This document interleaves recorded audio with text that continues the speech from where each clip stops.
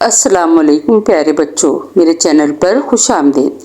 बच्चों, आज के सबक में हम 21 से 40 तक उर्दू के आदात सीखेंगे इंग्लिश के साथ। तो चलिए आज के सबक का आगाज़ करते हैं।